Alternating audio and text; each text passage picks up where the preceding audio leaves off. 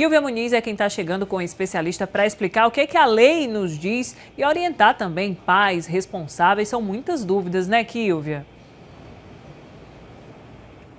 São sim, Carla, e é fundamental que haja um diálogo prévio, que hajam os combinados prévios, justamente para que não se chegue agora, já no fim do ano, tentando fazer algum acordo ou modificar algo. No final das contas, né, se não houver aí um consenso, quem se prejudica? As crianças. Por isso que a gente vai convidar, convidamos o especialista, já está aqui comigo, a advogada Ana Zélia, e ela que vai dar essas dicas para a gente. Esses acordos, eles são fundamentais, né? O que é mais comum nesse período de dúvidas, por exemplo, no que diz respeito à convivência dos pais com os filhos? Bom dia.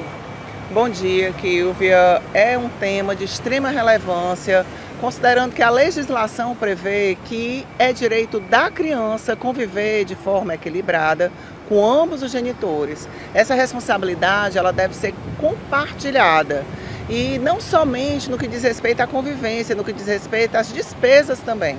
Com relação às despesas, se um tem ali a guarda, o outro paga a pensão, mas de repente as crianças foram passar o mês inteiro com o que paga a pensão, muda esse acordo? Nada muda, as despesas elas continuam a existir, mensalidade escolar e muito pelo contrário, elas até aumentam. Por exemplo, existem pais que continuam trabalhando, as crianças precisam, por exemplo, entrar numa colônia de férias, quem é que paga essa despesa?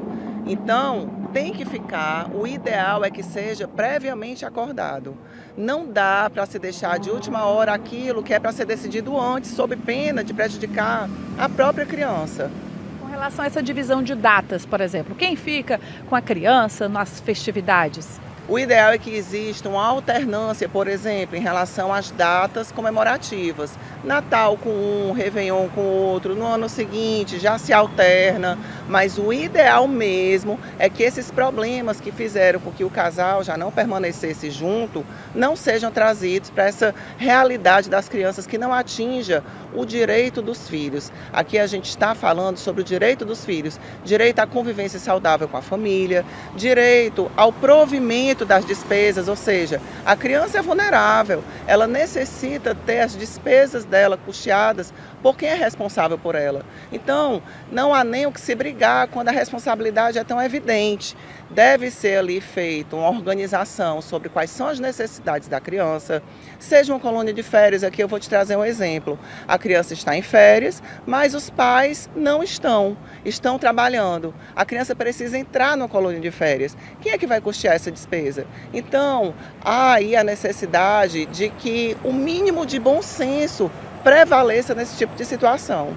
Caso, infelizmente, bom senso não prevaleça, é o caso de acionar a justiça, se deixou de pagar a pensão porque está com os filhos, ou não está cooperando com gastos extras que naturalmente aparecem no período de férias? Com toda certeza, se não se chegar a um consenso, aí é o caso da judicialização. O que não pode é a criança deixar de ser provida. Inclusive, se já existe um acordo homologado pela justiça e problemas passaram a existir posteriormente, é o caso de se fazer uma revisão dessa pensão alimentícia.